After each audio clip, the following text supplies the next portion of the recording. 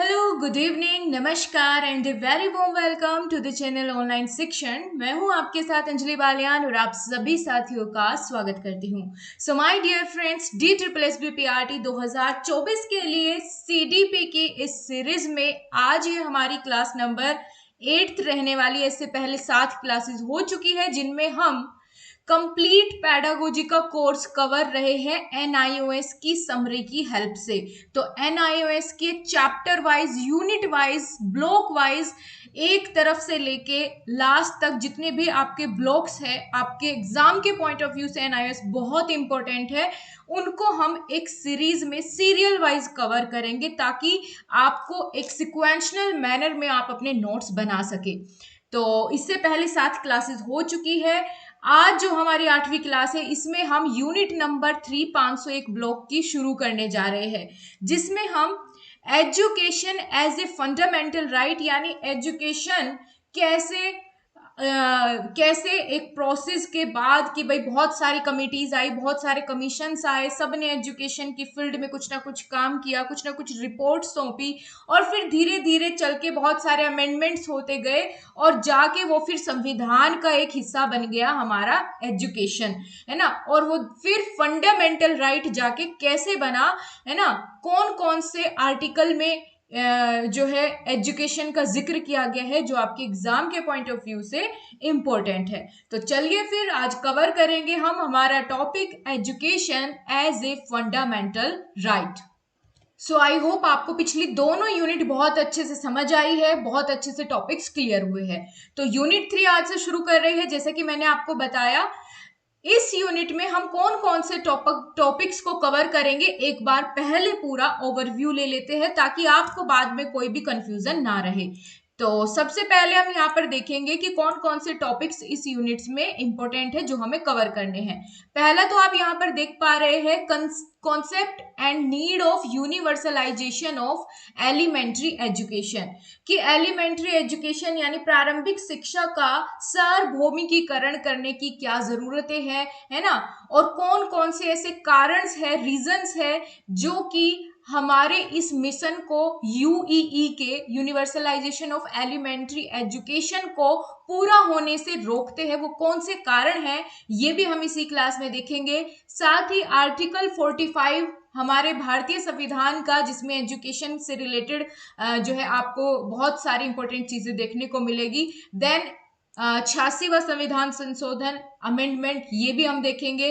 फिर उसके बाद right to education RTE act 2009 का भी जिक्र इसी यूनिट में होगा।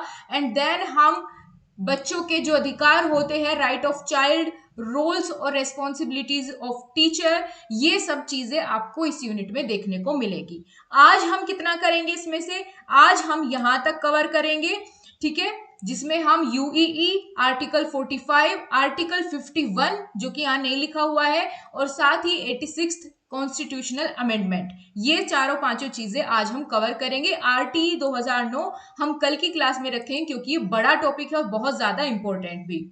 तो चलिए जी, शुरुआत करते हैं बिना किसी देरी किए। पहला टॉपिक हमारा प्रारंभिक शिक्षा के सार्वभौमिकीकरण की अवधारणा और आवश्यकता, यानी एलिमेंट्री एजुकेशन का यूनिवर्सलाइजेशन करने की क्या जरूरतें हैं, है ना। सबसे पहले हम बात करेंगे एलिमेंट्री एजुकेशन हम कहते किसे है। जैसा कि हमने अभी तक इसके बारे में पिछली क्लासेस में बात भी करी कि 6 से 14 साल के बच्चों के लिए जो शिक्षा होती है उसको हम एलिमेंट्री एजुकेशन में रखते हैं, जो कवर करता है क्लास 1 से लेके क्लास 8 तक, ठीक है, 1st to 8th, 6 से 14 साल के बच्चों की एज वाले इसमें कवर होते हैं। साथ ही यूनिवर्सलाइजेशन का मतलब क्या है? एलिमेंट्री एजुकेशन का यूनिवर्सलाइजेशन का करने का मतलब है कि एजुकेशन को असेसेबल बनाना प्रत्येक बच्चे के, है ना, कि हर बच्चे की पहुंच में शिक्षा हो, regardless of caste, religion, ethnic group, gender, socio economic status. इसका मतलब है कि देश में प्रत्येक बच्चे के लिए शिक्षा उपलब्ध कराना, चाहे वो किसी भी जाति के हो, किसी भी धर्म के हो, किसी भी मानव जाति या समूह से संबंधित हो, किसी कैसी भी उनका सोशियो इकोनॉमिक स्टेटस हो, सबको इक्वली एजुकेशन उपलब्ध कराना, ये होता है यूनिवर्सलाइजेशन, या यूं कह लो प्रारंभिक शिक्षा का सार्वभौमिकरण। ठीक है, समझ में आई इतनी चीजें? अब इतना तो हम समझ गए, लेकिन अब वो कौन कौन से रीजंस है, कौन कौन से वो कारण हैं जो हमें इस गोल को अचीव करने से रोकते हैं, यूनिवर्सलाइजेशन ऑफ एलिमेंट्री एजुकेशन को अचीव करने से रोकते हैं। पहला पॉइंट है पॉपुलेशन एक्सप्लोजन, यानी जनसंख्या विस्फोट। आप सभी जानते हैं कि कितनी तेजी से हमारे देश की जनसंख्या बढ़ रही है और बहुत जल्द ये चाइना की पॉपुलेशन को भी पीछे छोड़ देगी। तो इतनी ज्यादा जनसंख्या बढ़ने से जाहिर सी बात है एजुकेशन पर भी उसका इफेक्ट पड़ता है कि ज्यादा बच्चे होंगे, है ना। कई बार क्या होता है, स्कूल भेजने के लिए पेरेंट्स के पास उतना फाइनेंशियल कंडीशन नहीं होती, बच्चे ज्यादा है तो एक दो को पढ़ा दिया, बाकी को काम में लगा दिया, है ना। और दूसरा रीजन है गरीबी यानी पॉवर्टी, ये भी एक मेन रीजन रहता है जो कि यूनिवर्सलाइजेशन ऑफ एलिमेंट्री एजुकेशन को पूरा होने से इस गोल को रोकता है कि भाई गरीबी है, जाहिर सी बात है कि एजुकेशन पर भी डायरेक्टली इंपैक्ट डालेगी। गरीब परिवार का अगर बच्चा है तो उसको वो फैसिलिटीज नहीं मिलेगी, अगर वो पढ़ना शुरू कर भी देता है या फ्री गवर्नमेंट स्कूल्स में जाकर के, तो वो फिर भी आगे की अपनी एजुकेशन को कंप्लीट नहीं कर पाता है, बहुत सारे रीजंस की वजह से, जिनमें से गरीबी भी एक रीजन होता है कि उसको कम उम्र में ही कमाने के लिए भेजना पड़ता है। तीसरा रीजन है एग्रीकल्चर बेस्ड इकोनॉमी, यानी कृषि आधारित अर्थव्यवस्था। आपने देखा होगा ग्रामीण क्षेत्र में जिनके पेरेंट्स जो है कृषि पर ही डिपेंड रहते हैं, तो अगर खेती अच्छी हो जाए, पैदावार बढ़िया है, तो माता पिता भी एक तरफ से संतुष्ट होकर के अपने बच्चों को पढ़ाने की तरफ ध्यान देते हैं। लेकिन अगर उनका फाइनेंशियल उनकी जो इकोनॉमी अर्थव्यवस्था कृषि पर ही आधारित रहती है, अगर वही सही ना हो तो फिर उनकी जो अर्थव्यवस्था है वो गड़बड़ा जाती है, जिससे वो भी बच्चों की पढ़ाई पर इफेक्ट डालता है। अगला है कम्युनिकेशन गैप, यानी हर बच्चे तक शिक्षा की पहुंच तभी हो पाएगी जब सभी पेरेंट्स को अपने राइट्स का, अपने बच्चों के अधिकारों का पता होगा कि हमारा बच्चा जो है 8वीं कक्षा तक फ्री पढ़ सकता है। बहुत सारे ऐसे क्षेत्र होते हैं पिछड़े हुए जहां पर इस बात की जो है समझ ही नहीं होती, तो जाहिर सी बात है कम्युनिकेशन गैप की वजह से उनको अपने राइट्स की भी जानकारी नहीं होती है। अगला है अनएम्प्लॉयमेंट यानी बेरोजगारी। जाहिर सी बात है कि बेरोजगारी है तो फिर छोटे मोटे काम में जाकर के बच्चे को लगना पड़ता है ना। एजुकेशन का महत्व कम होने लग जाता है। लैक ऑफ मोटिवेशन, प्रेरणा की कमी, पेरेंट्स के अंदर मोटिवेशन ही नहीं है कि वो अपने बच्चे को पढ़ाए, और ना ही बच्चा पढ़ना चाहता है, तो भी यूनिवर्सलाइजेशन होने से पर जो है इम्पैक्ट डालता है, इन्फ्लुएंस करता है ये फैक्टर भी। साथ ही drop outs, wastage and stagnation, यानी ड्रॉप आउट का मतलब है कि बच्चा जब बीच में ही अपनी पढ़ाई को छोड़ करके चला जाता है किसी भी कारण की वजह से, है ना, और या फिर एक से ज्यादा सालों तक एक ही क्लास में बच्चा अटका रहता है, फेल हो जाता है, तो ये सब कारण भी होते हैं जो हमारे एलिमेंट्री एजुकेशन का सार्वभौमिकरण या इसका यूनिवर्सलाइजेशन होने से रोकते हैं। साथ ही lack of awareness and ignorance, जागरूकता की कमी, अज्ञानता, कि जागरूक नहीं है अपने राइट्स को लेकर के, है ना, तो वो भी इस पर इफेक्ट डालेगा, वो भी एक रीजन है। साथ ही जेंडर या फिर जिसको हम कहते हैं कि लैंगिक पूर्वाग्रह, कि भैया लड़कियों को पढ़ा के क्या करना, शादी हो जाएगी, बच्चे ही तो संभालने, खाना ही तो बनाना है, पढ़ाई पर क्यों टाइम खराब करना, है ना। तो ये बहुत सारे इस तरह के लैंगिक पूर्वाग्रह भी देखने को मिल जाते हैं। And lack of stability in life, आपने देखा होगा दोस्तों कि बहुत सारे ऐसे फैमिलीज होती है कि जैसे आपने देखा होगा कि गांव में कोहलू चलते हैं ना, जिनमें गुड़ या शक्कर वगैरह बनाई जाती है, मिल्स होते हैं, शुगर केन मिल्स होते हैं, वहां पर बहुत सारी फैमिलीज काम करने के लिए आती है अलग अलग स्टेट से, है ना। और वो क्या होता है कि जब तक वहां काम चलेगा एक सीजन में वहां रहेंगे, फिर किसी दूसरे काम के लिए कोई से दूसरे स्टेट में चले जाएंगे तो उनका जीवन स्थिर नहीं है, वो यहाँ से वहां, वहां से यहाँ अपने जीवन में स्थिर नहीं रहते, भटकते रहते हैं काम के लिए। तो तब भी ये डायरेक्टली इम्पैक्ट डालती है उनके बच्चों की पढ़ाई पर। ठीक है, तो ये सभी रीजंस है, मेरे ख्याल से आपको बहुत अच्छे से समझ में आ गया होगा। तो पहला टॉपिक हमारा कवर होता है। अब हम चलेंगे दोस्तों एजुकेशन को कैसे कॉन्स्टिट्यूशन में जगह दी गई है ना, क्योंकि इससे पहले क्लासेस में हमने जितनी भी बात करी एजुकेशन से रिलेटेड, उसमें हमने सिर्फ यही देखा था कि भैया इंडिपेंडेंस से पहले पहले यानी जब हमारा देश आजाद हुआ उससे पहले है ना कौन कौन सी समितियां आई है ना, और उन्होंने क्या क्या चीजें जो है कौन कौन सी सिफारिशें की कि भाई एजुकेशन ऐसी होनी चाहिए, इस तरह की टेक्स्ट बुक होनी चाहिए है ना, बहुत सारा काम उन्होंने भी किया। लेकिन फिर संविधान में इसको कैसे जगह मिलती है उस पर हम बात कर लेते हैं। तो यहाँ पर मेन पॉइंट है हमारा article 45 of the constitution of India, भारतीय संविधान का आर्टिकल 45वां, जो कि डीपीएसपी में गिवन है। डीपीएसपी का मतलब होता है directive principle of state policy, जिनको हम राज्य के नीति निदेशक तत्व भी कहते हैं। अगर आपने पॉलिटी पढ़ी होगी तो आपको इसका ज्ञान होगा, नहीं तो मैं आपको अभी एक्सप्लेन करूंगी कि यह है क्या चीज। तो जब हम बात करते हैं 26 जनवरी 1950 को जब हमारा भारतीय संविधान रीइंफोर्स हुआ था, लागू हुआ था, ठीक है, तो उसी समय इसमें एक आर्टिकल रखा गया था, आर्टिकल 45, और इस आर्टिकल में कहा गया था कि प्रॉमिस किया गया था कि फ्री और कंपलसरी एजुकेशन दी जाए हर बच्चे को जो कि 6 से 14 साल के बीच होगा, है ना, 6 से 14 साल तक के बच्चे को टिल द एज ऑफ 14 बच्चे को फ्री और कंपलसरी एजुकेशन प्रोवाइड की जाए। आगे हिंदी में भी है तो आप लोग घबराइएगा नहीं कि इंग्लिश में ही है, आगे हिंदी में भी आपको गिवन है। ठीक है, वैसे तो मैं बायलिंगुअल ही लेके चलूंगी, आपको कोई प्रॉब्लम ही ना हो। इसके साथ ही दोस्तों डीपीएसपी या directive principle of state policy का मतलब ये है यहाँ पर कि ये ना डीपीएसपी का मतलब होता है कि ये रिस्पॉन्सिबिलिटी होती है स्टेट गवर्नमेंट की, वो अपने यहाँ जो है इस पॉलिसी को लागू करे, है ना, ये इनकी जिम्मेदारी होती है, ये बाध्य नहीं होते हैं कि नहीं करना ही करना है इनको, बस ये इनकी एक रिस्पॉन्सिबिलिटी होती है। बाध्य कब हो जाते हैं, जब ये फंडामेंटल राइट बन जाता है, मौलिक अधिकार बन जाता है शिक्षा देना, तब बाध्य हो जाते हैं प्रत्येक राज्य अपने राज्य में बच्चों को 6 से 14 वर्ष की शिक्षा देने के लिए। लेकिन जब तक ये डीपीएसपी में तक सीमित था हमारा एजुकेशन, तो तब तक क्या था कि हर एक स्टेट की रिस्पॉन्सिबिलिटी थी कि बच्चे को फ्री और कंपलसरी एजुकेशन दे टिल द एज ऑफ 14।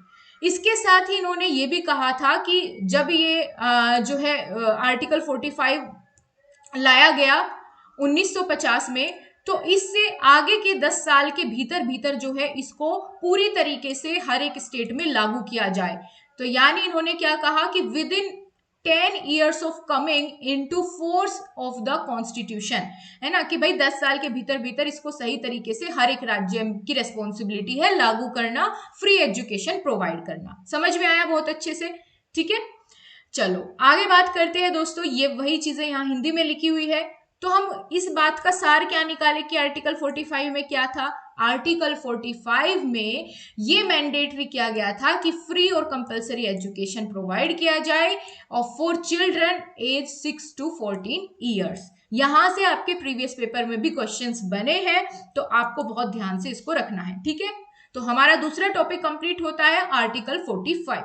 समझ में आया बहुत अच्छे से? अगर समझ आया है तो वीडियो को लाइक जरूर करें दोस्तों, और अपने फ्रेंड्स को भी शेयर कर दे एक बार फटाफट से, ताकि सभी जिनको इस क्लास की जरूरत है, नीड है, वो सभी क्लास से जुड़ पाए और अपना बढ़िया सपोर्ट दिखाइए, ताकि मैं आपके लिए बेहतरीन से बेहतरीन चीजें लेकर के आऊं। आगे देखो, तीसरा टॉपिक हमारा यहाँ पर शुरू होता है 86th कॉन्स्टिट्यूशनल अमेंडमेंट, यानी 86वां संविधान संशोधन, जो कि 2002 में किया गया था। ठीक है, तो 86वां संविधान में संशोधन किया गया 2002 में। क्या संशोधन किया गया, चलो देखते हैं। क्योंकि इससे पहले हमने देखा कि हमारा जो एजुकेशन था वो सिर्फ एक रेस्पॉन्सिबिलिटी था और डीपीएसपी में शामिल था, अब तक उसको मौलिक अधिकार का दर्जा नहीं मिला था। ठीक है, सिर्फ डीपीएसपी तक सीमित था। अब तक वो मौलिक अधिकार नहीं बना था।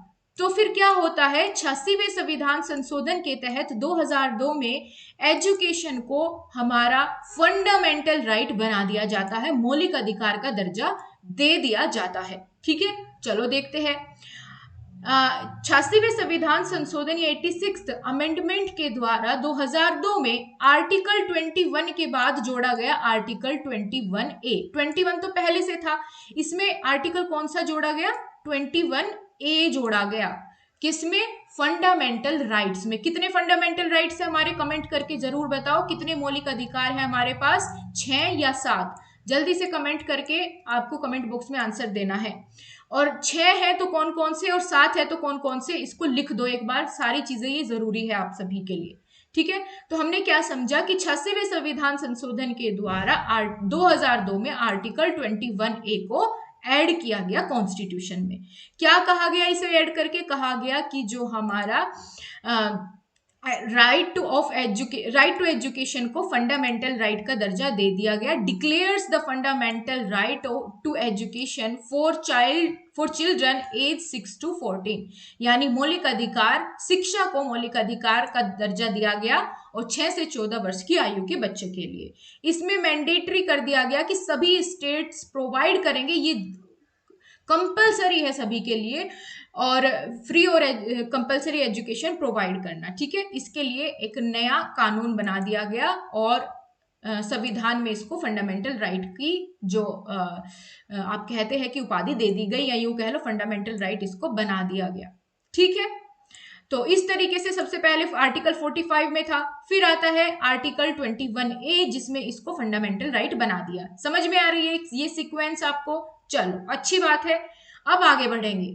अब बारी आती है आर्टिकल 51A की। ये आर्टिकल 51A किसमें शामिल है, तो आर्टिकल 51A जो है ये हमारे मौलिक कर्तव्य, जिन्हें हम कहते हैं मौलिक कर्तव्य या फंडामेंटल ड्यूटीज में शामिल है। ठीक है, फंडामेंटल ड्यूटीज में गिवन है आर्टिकल 51A मौलिक कर्तव्य। सबसे पहले राज्य के नीति निर्देशक तत्व में एजुकेशन को जगह दी गई, फिर फंडामेंटल राइट में, और फिर देन 2002 में ही क्या किया गया, यहां पर 2002 में ही आर्टिकल 51A जोड़ा गया फंडामेंटल ड्यूटीज में। इसमें क्या था, चलो देखते हैं। Article 51A include citizen fundamental duties, the 11th duty added in 2002, यानी आर्टिकल 51A की हेल्प से 2002 में 11वां जो है मौलिक कर्तव्य जोड़ा गया। अब आप कहेंगे कि मैडम समझ नहीं आया कुछ, ठीक है, तो मैं आपको थोड़ा सा एक बार समझा देती हूँ कहा क्या गया है। देखो, हमारे संविधान में 10 मौलिक कर्तव्य थे या फंडामेंटल ड्यूटीज थी, या कह लो 10 मौलिक कर्तव्य थे। ठीक है, 10 मौलिक क्या थे, कर्तव्य थे, फंडामेंटल ड्यूटीज थी। लेकिन फिर क्या होता है, 2002 में यानी 2002 में क्या किया जाता है, एक आर्टिकल कौन सा 51A जो है, इसकी हेल्प से एक और फंडामेंटल ड्यूटीज में ऐड की जाती है। तो कितने हो गए, 11 मौलिक कर्तव्य हो गए, 11 मौलिक कर्तव्य हो गए। ठीक है, तो 11वां मौलिक कर्तव्य जोड़ा जाता है किसकी हेल्प से, आर्टिकल 51A की हेल्प से। समझ में आया अब आपको बात? पहले 10 थे, 11 हो गए। कौन से संविधान कौन से अनुच्छेद को जोड़ा गया, 2002 में आर्टिकल 51A को जोड़ा गया, जिसमें 11वां मौलिक कर्तव्य जोड़ा।